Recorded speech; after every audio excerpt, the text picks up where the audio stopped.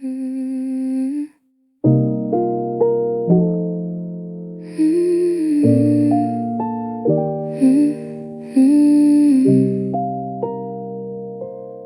I was telling you about the thing at work, and somewhere in the second sentence I clocked out. My mouth kept going, the full story, the punchline. You laughed at the right place, I wrapped it up.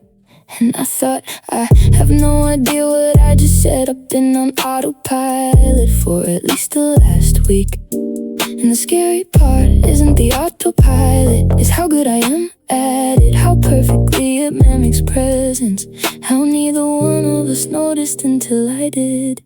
Autopilot, I say the words, I hit the marks, I laugh when you laugh, I'm here when you're here, but I step back from the wheel somewhere in October, and the plane just kept going exactly right. Autopilot, the version of me you've been talking to has been running the route on memory, and I don't know when the actual me stopped flying. I asked you a question last Tuesday and realized halfway through your answer I already knew what you were going to say. Every sentence, every beat, the conclusion. I nodded in the right places. I asked to follow up. I've memorized you so thoroughly I don't need to listen.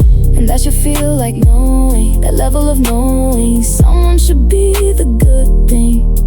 But from inside the autopilot, it just sounds like a long flight over the same terrain. Autopilot, I say the words, I hit the marks, I laugh when you laugh, I'm here when you're here, but I step back from the wheel somewhere in October, and the plane just kept going exactly right. Autopilot, the version of me you've been talking to has been running the road on memory, and I don't know when the actual me stopped flying. I wanna take the wheel back, I just don't know what different looks like from here.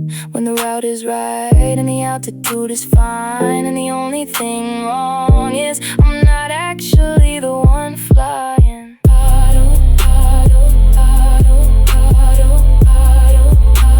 Stopped flying.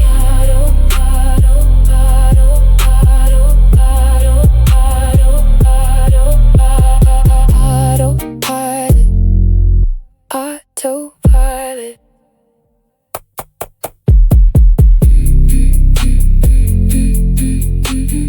Autopilot.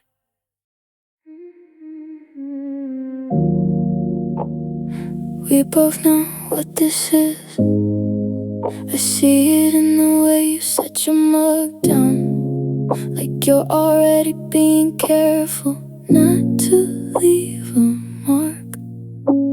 I see it in the way I answer with full sentences now, like I'm giving you something to remember. We know and we haven't said it, and we keep going, and neither one of us is leaving today. We're just living in the version where today is still today, and the ending is still abstract enough to sit with. Borrowed time, that's what this is. Neither one of us making the call, pouring the coffee, watching the light come, acting like this is just a morning. Borrowed time, I know how this reads, I just don't know how to put it down. While there's still this much of us left to spend. We went for a walk on Saturday, same block we always do. Nothing to see, you pointed at the dog with the lopsided deer. I laughed and the laugh was real, not borrowed. That's the thing about borrowed time, the good moments in it are completely genuine, and I think that's why we stay in it. Not because we're afraid of the ending, but because the borrowed part is still the specific kind of real. We don't wanna name and lose. Borrowed time, that's what this is. Neither one of us making the call. Pouring the coffee, watching the light come. Acting like this is just a morning. Borrowed time, I know how this reads, I just don't know how to put it down. While there's still this much of us left to spend, I'm not extending it out of hope. I think I know exactly where this ends. I'm just choosing today over the first day without it. Borrowed time, still this much borrowed time. Just a morning, borrowed time.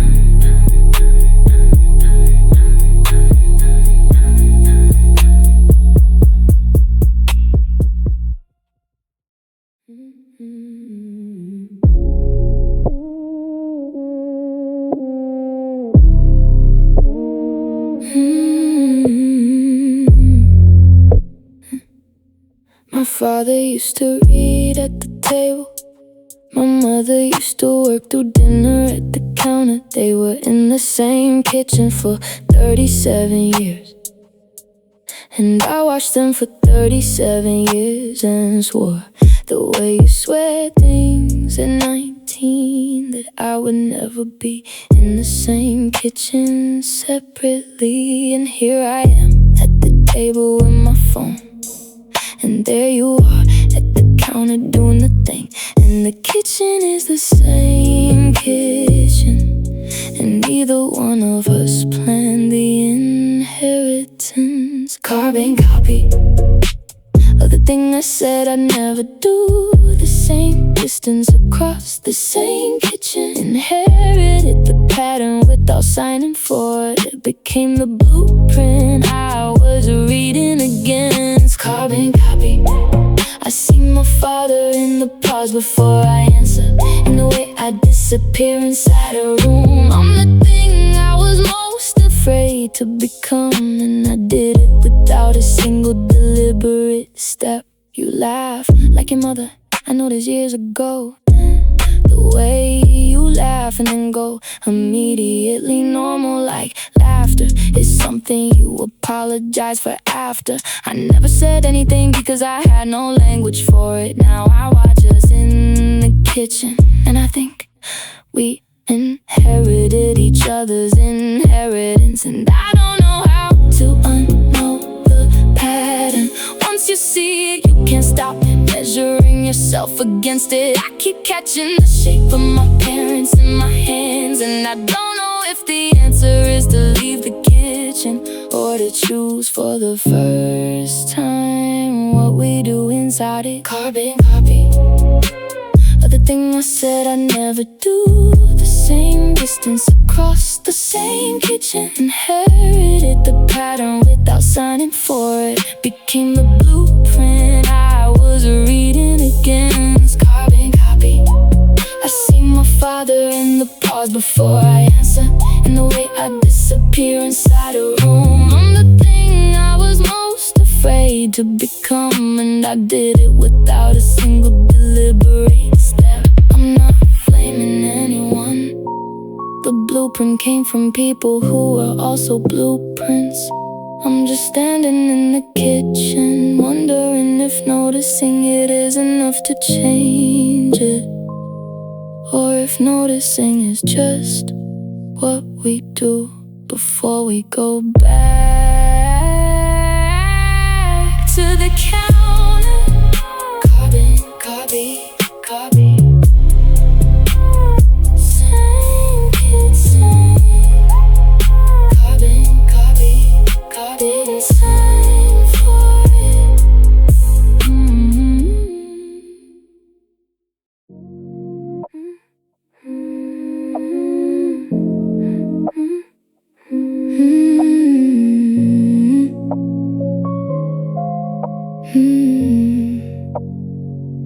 At the party Friday, I was fully on, laughing loud, finishing stories, the whole thing.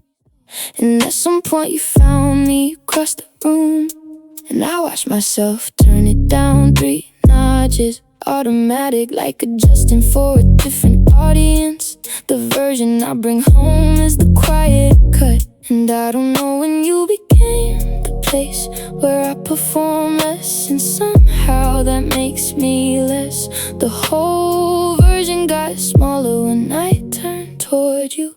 Crowd control, I give everyone else the open version, the one that takes up space, the one that's present. You get the one that knows it can't afford to be quiet, that knows you'll still be there if I say nothing. Crowd control, I never meant to ration it, I never meant for you to get the tired frequency. The full one still in here, it just doesn't come out the same when it's just us. You asked me why I was so much in the car home, so much louder, that's how you said it so much. I said the party just has a different energy, which is true and is also not the whole answer.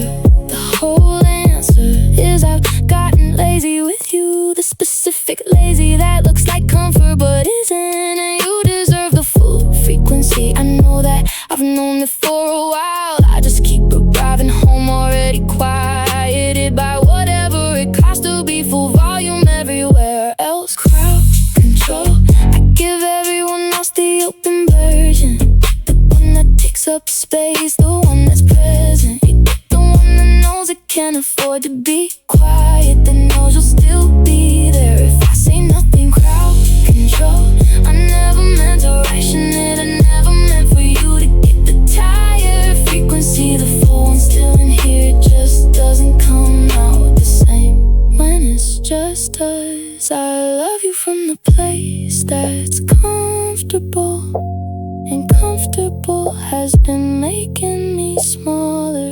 I think the distance is that I stopped trying to impress you a long time before I should have control.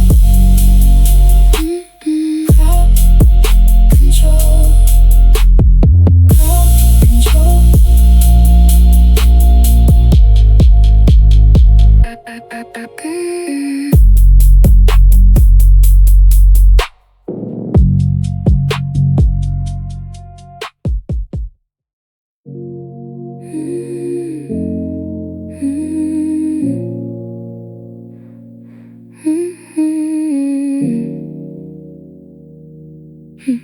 I take a different route now, past the Thai place, the one we went to every other Friday. It's easier than walking past the table by the window, the one where we always ended up. I don't know why I tried going back once, sat at a different table. It didn't help, the room still knows your order, and the playlist has a hole in it. 3 songs I skip without reading the title. I know them by how many seconds, and they start before the thing that makes me change the track. Former favorites, whole sections of the city are yours now, just yours. I seated them quietly, the Thai place, the Sunday playlist, the green booth at the bar. I found alternate routes, alternate songs. Former favorites, I don't hate them, I just can't locate myself inside them without also locating you, and I'm not always ready for that. A friend suggested the restaurant on Maple. I said sure and looked it up and recognized it.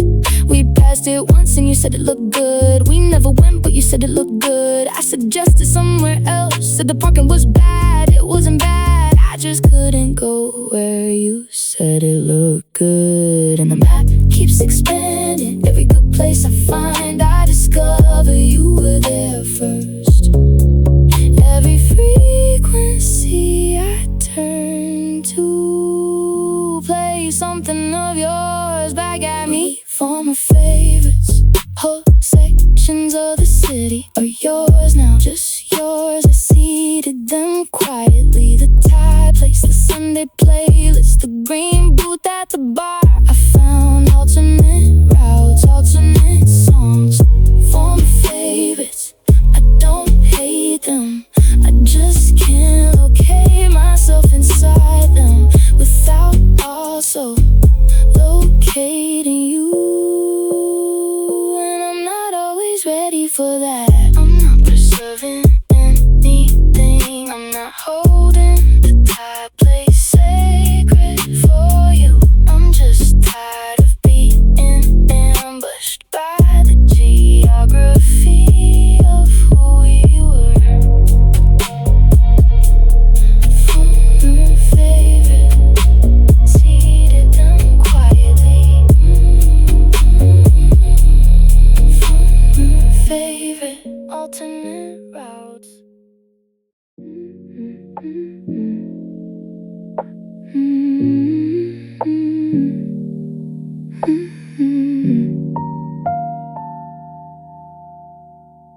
I stopped expecting the thing I used to expect. The specific thing, you know, the one, the call after a hard day, the noticing. I started waiting for it somewhere around summer.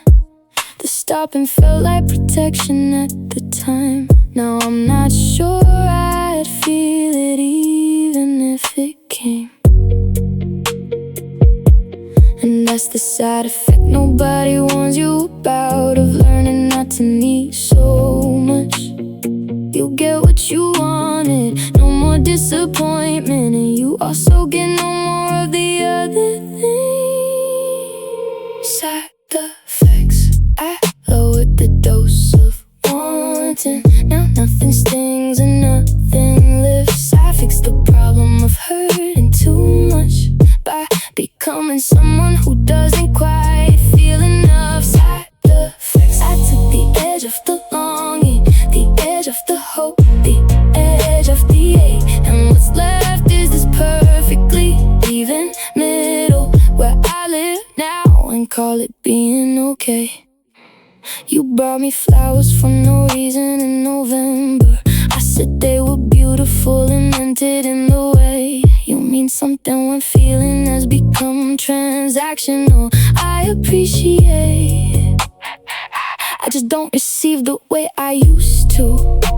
The receptors adjusted to protect me, and now the signal barely gets through. And I think this is what I built with all the careful managing, a version of myself that doesn't break and also doesn't fully open. Side effects, I lowered the dose of wanting. Now nothing stings and nothing lifts. I fixed the problem of hurting too much by becoming someone who doesn't quite feel enough. Side effects, I took the edge off the longing, the edge off the hope, the edge off the ache. And what's left is this perfectly even middle where I live now and call it being okay.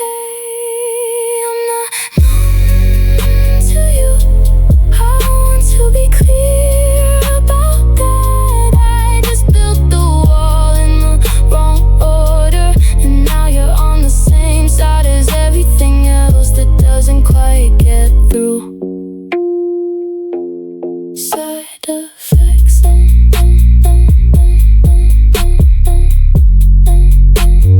perfectly side effects, doesn't quite feel enough.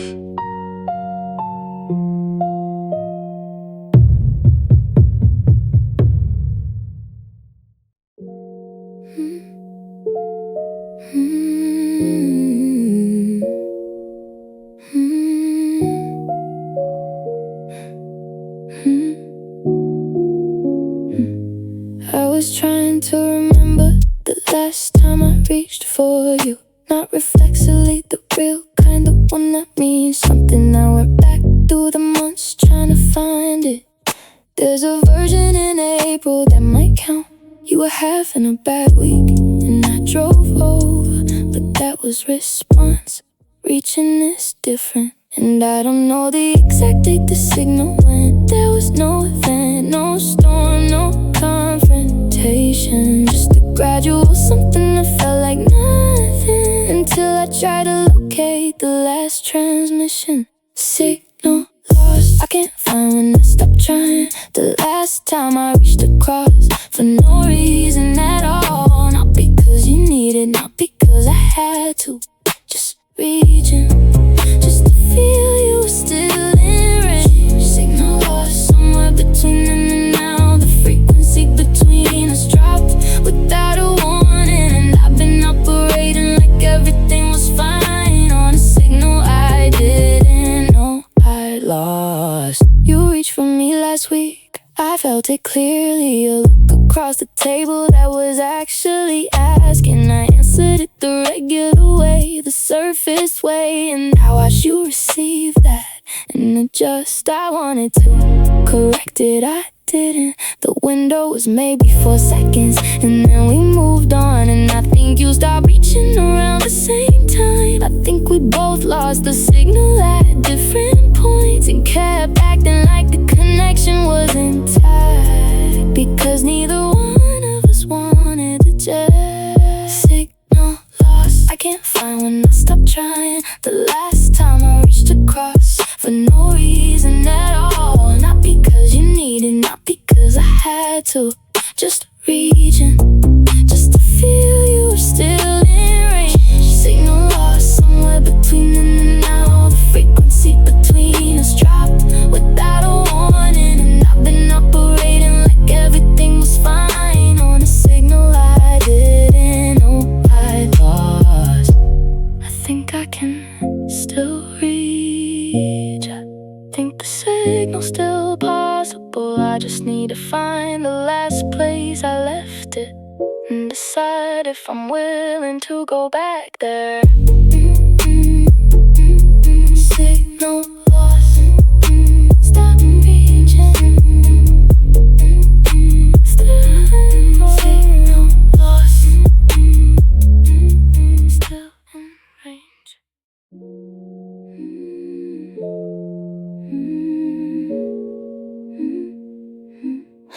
We booked it in January, when everything was still fine. 5 nights for the 5th year, it seemed right at the time. By the time we got on the plane, things had shifted. Not broken, shifted. The subtle kind. I watched the city disappear below the clouds and thought we are flying toward a version of us that no longer exists. And we didn't cancel, that felt like giving up.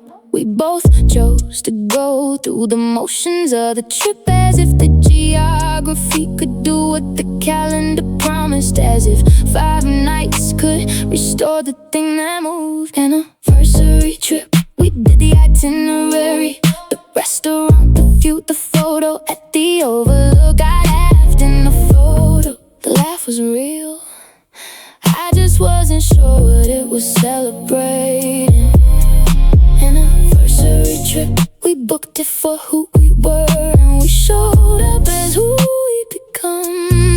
2 people honoring a contract made by strangers who happened to share our names. The hotel room was beautiful, we both said so. We stood on the balcony and watched the water. You put your arm around me, I leaned in. It looked exactly like what we went there to look like. We were good at the surface by then. We'd had all year to practice getting good at it. And on night 3, something almost cracked open. You started a sentence that could've gone somewhere real. I waited, you finished it with something smart. I let you, that's what I do now. I let you. We ordered dessert and watched the boats come in, and I thought, this is still a beautiful place. Anniversary trip, we did the itinerary, the restaurant, the view, the photo at the overlook. I laughed in the photo, the laugh was real. I just wasn't sure what it was celebrating anniversary trip.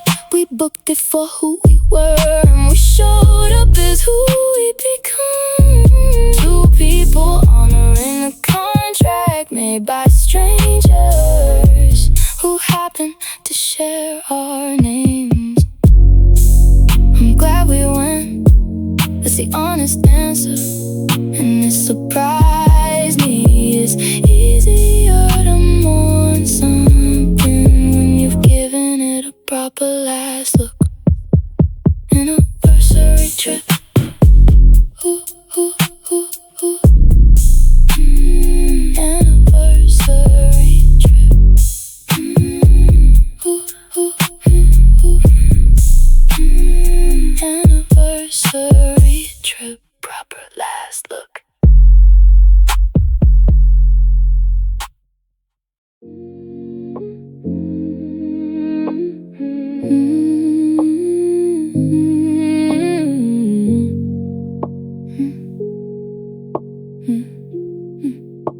You started as a youth, had an early call thing.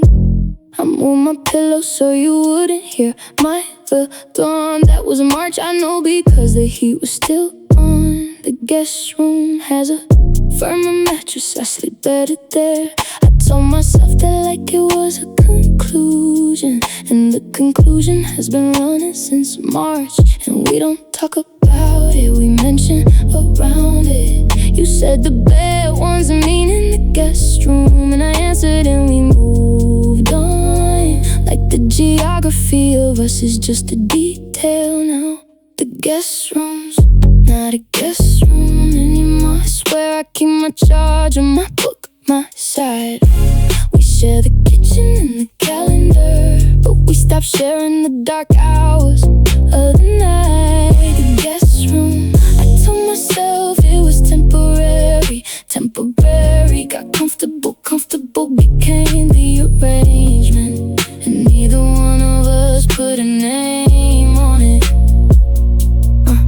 I washed the guest sheets last Thursday with my laundry. Used to be a sheets, got washed with mine. That's the kind of shift that happens before you realize what it represents. I noticed when I was folding them separately, I folded them and didn't say anything and put them back. And I wonder which one of us would have to move if we ever decided to address it.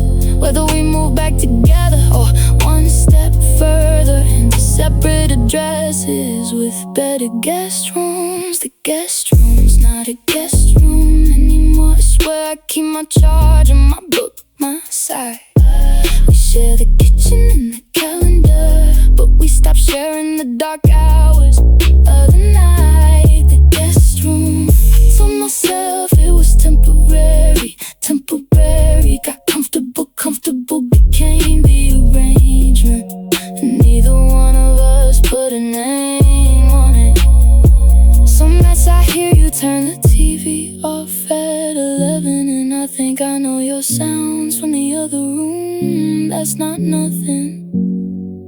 I don't know what it is, but it doesn't feel like nothing. The guest room.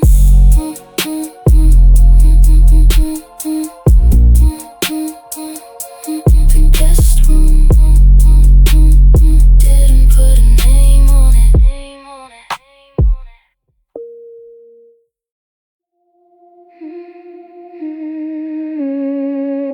I think we were the right people at the wrong point. I was still mid-build, you were already somewhere past that.